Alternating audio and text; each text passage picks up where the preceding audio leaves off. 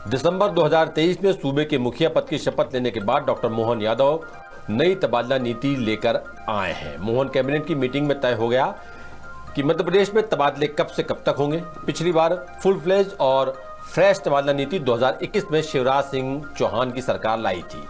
तब से अब तक तबादला नीति का इंतजार हो रहा था। हालांकि शिवराज के कार्यकाल में बीच बीच में जरूरत के हिसाब से तबादले होते रहे थे, मगर अब जाकर प्रदेश में एकदम फ्रेश ट्रांसफर पॉलिसी को मंजूरी मिली है, जिसकी सबसे खास बात यह है कि अब विभाग खुद भी अपने स्तर पर पॉलिसी बना सकेंगे, लेकिन सामान्य प्रशासन विभाग से मंजूरी लेना जरूरी होगा। नई तबादला नीति में क्या क्या और खास होगा, कब से कब तक होंगे ट्रांसफर और विभागीय मंत्रियों समेत जिलों के प्रभारी मंत्रियों को क्या क्या मिले हैं अधिकार, देखिए हमारी ये खास रिपोर्ट।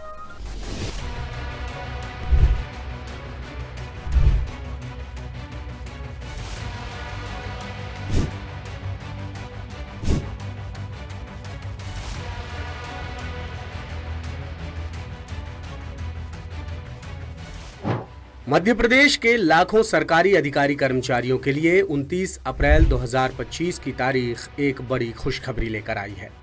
आखिरकार लंबे इंतजार के बाद मोहन कैबिनेट ने नई तबादला नीति को मंजूरी दे दी, जिसके मुताबिक अब प्रदेश में 1 मई से 30 दिन तक अधिकारी कर्मचारियों के तबादले हो सकेंगे, जिसमें स्वैच्छिक तबादले भी शामिल हैं।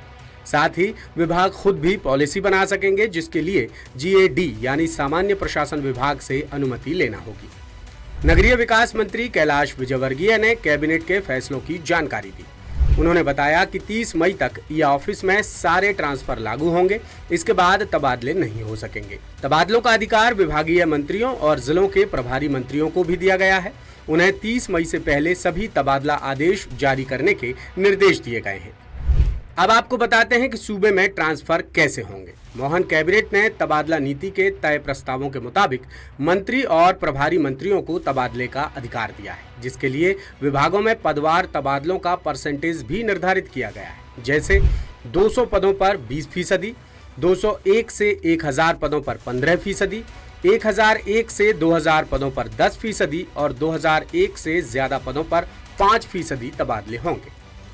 नई तबादला नीति की खास बात यह है कि इसमें स्वैच्छिक तबादले भी जोड़े गए हैं। क्यों जोड़े गए हैं, उसके जवाब में कैलाश विजयवर्गीय ने बताया कि सरकार ने तबादलों की प्रतिशत सीमा में स्वैच्छिक तबादलों को इसलिए जोड़ा है ताकि कुल पदों के हिसाब से तबादले का प्रतिशत बना रहे। अगर स्वैच्छिक तबादलों को अलग रखा जाएगा तो ये कुल पदों की संख्या के प्रतिशत से ज्यादा हो जाएगा। इसलिए कैबिनेट ने तय किया है कि स्वैच्छिक तबादलों को भी पदों के आधार पर तय तबादला संख्या और प्रतिशत में जोड़ा जाएगा। अब आपको मोहन सरकार के कार्यकाल में तबादला नीति को लेकर की गई कवायदों के बारे में बताते हैं। इससे पहले मुख्यमंत्री डॉक्टर मोहन यादव ने कहा था कि तबादलों पर से मार्च के बाद रोक हटाई जाएगी, लेकिन मंत्रिमंडल से सुझाव आया कि फिलहाल प्रदेश में बोर्ड परीक्षाओं का दौर शुरू होने वाला है, इसलिए तत्काल कर्मचारियों के तबादलों से रोक नहीं हटाई जा सकती। हालांकि जरूरी तबादले कोऑर्डिनेशन कमेटी के जरिए किए जाते रहे। मध्य प्रदेश में करीब 7.5 लाख सरकारी अधिकारी कर्मचारी हैं जो लंबे समय से तबादला नीति का इंतजार कर रहे थे। ये कहानी तब से उलझी हुई थी जब सूबे में शिवराज सिंह चौहान की सरकार थी। शिवराज सरकार ने 2023 के विधानसभा चुनाव से पहले जून में 15 दिन के लिए तबादलों से रोक हटाई थी, जबकि फुल फ्लेज्ड और फ्रेश ट्रांसफर पॉलिसी 2021 में शिवराज सरकार ने ही जारी की थी। तब प्रदेश में 1 महीने के लिए तबादलों से बैन हटा था। फिर 2022 और 2023 में ट्रांसफर पॉलिसी नहीं आई।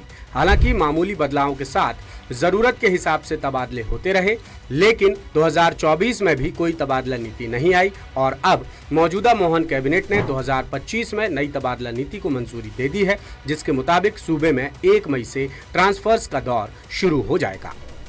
लेटेस्ट, इन्वेस्टिगेटिव और इन डेप्थ खबरें देखने के लिए ज्वाइन कीजिए द सूत्र का व्हाट्सएप चैनल, सब्सक्राइब कीजिए यूट्यूब चैनल, लाइक कीजिए फेसबुक पेज और पढ़ते रहिए वेबसाइट www.daसूत्र.com।